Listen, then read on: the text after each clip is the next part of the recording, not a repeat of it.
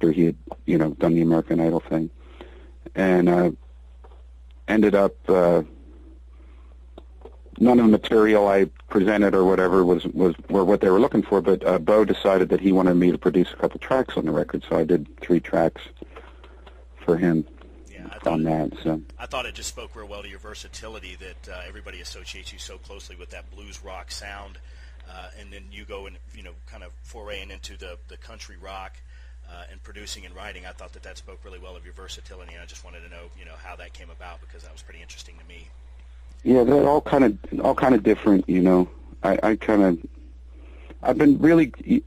I moved here to work on a solo record.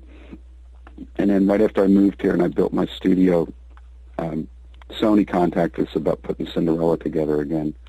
And I really moved here to kind of dive into the scene here, not necessarily to do country, but the musicians are so great here and the writers are so great and there's so many great resources here.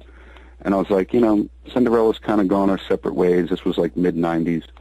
I want to make my own record, so I'd worked down here a little bit. I loved the scene. Bought a house, built a studio. I'm about to dive into making a record, and John Kalodner calls and says, let's put Cinderella back together and make a record. So I put my thing on the back burner, and, that was a couple years, 2-3 years, more when you count the lawsuit, of preparing for the record, thinking the record's going to happen, and then the walls crumbling in, and that, it took up a lot of time. And like I said, during the whole legal hassles, I got back into making my own record, which I'm trying to wrap up now.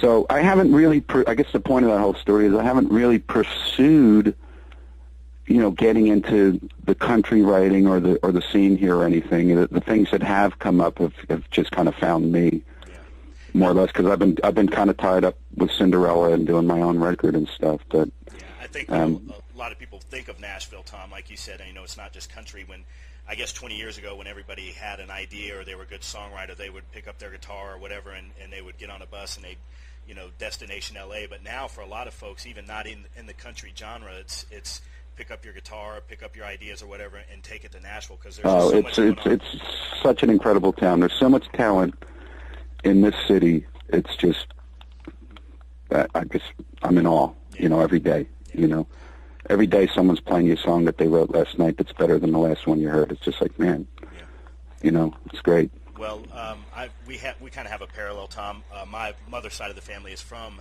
the state of Pennsylvania, but I was born and raised in North Carolina. Has anybody called you a damn Yankee yet? I'm sure. Maybe not to my face. I'm sure I've been called that a couple times. Pennsylvania's not as bad as Jersey or New York, but I just, sometimes I get...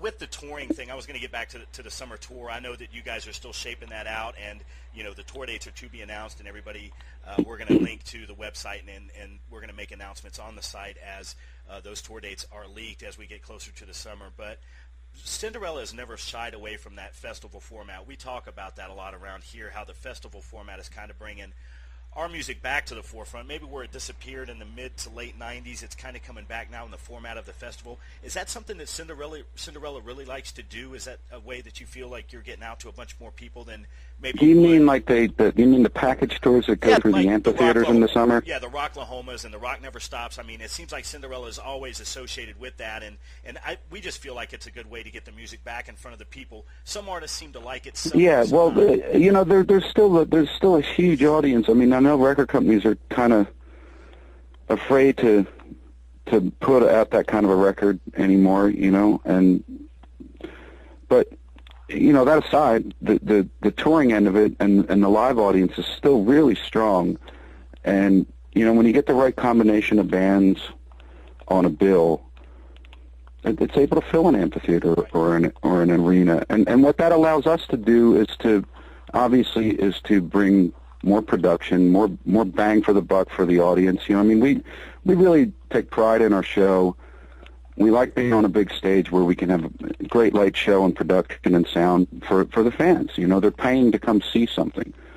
And, there's nothing like a rock show in an amphitheater in the summertime. So it's the audience is still there. And I think, again, when you get the right combination of bands together on a bill like that, it can be a great night for everybody. So yeah, I mean, that's what we love to do.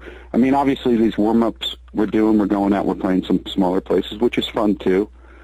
But there's nothing like, being able to bring in that awesome production and be on a big stage and just really put on a great show for the audience. I mean, we just live for that. Right. We wanted to go over some of those preliminary shows that are coming up, Tom. The 11th of March, you're in Fresno out in California at the Convention Center, and then the 19th at the Grizzly Rose in Denver. That's March 19th, folks. And then March 20th, the night after. The 11th date that you mentioned, I don't know anything about. I think that's wrong. I can tell you what we have. We have 19th of March in Denver, that's the Grizzly and Rose. the 20th. Yeah, and the 20th at the Deep. I think it's called the Depot in Salt Lake City. Right, Salt Lake City, Utah. I got the 11th off of a site that one of the websites that had some of the. And that's the only time I'd seen that. So confirmed. Yeah, I don't know anything about Fresno on the 11th. So if you buy that tickets, doesn't mean that it's not going to happen. But until someone tells me, I'm not going to be there. Tom's like the Ramones; they just put me on an airplane and get me to the show. Yeah. No, I mean that may be a real date. I'm not sure, but I'm pretty sure it's not. Well, I'll make sure I do the homework and keep everybody posted.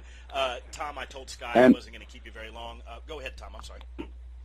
Oh no, I was just going to say we also have 8th and 9th of April. The 8th is in Turning Stone in New York, and Electric Factory in Philadelphia on the 9th of April. There you go. So almost the Philadelphia date, almost like a home date for the boys. So if you're in that area, yeah, we're looking forward to it. And we've never done Electric Factory, and that's supposed to be a great play there. It's supposed to be a cool gig, so we're looking forward to it. Yeah, we know from our East Coast folks that that's supposed to be a real good venue. Tom, I told Sky that I wasn't going to keep you very long, and I was telling her the truth. Wanted to give her a little public shout-out. She works very hard for Tom and put this whole thing together, something we're real excited about.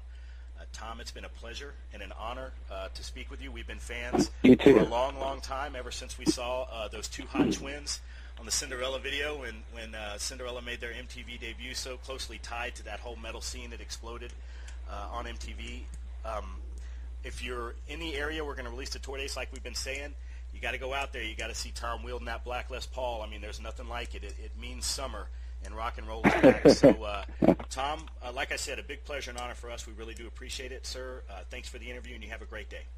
You too, man. Great talking to you. Great talking to you, Tom. Thanks a lot. Bye-bye.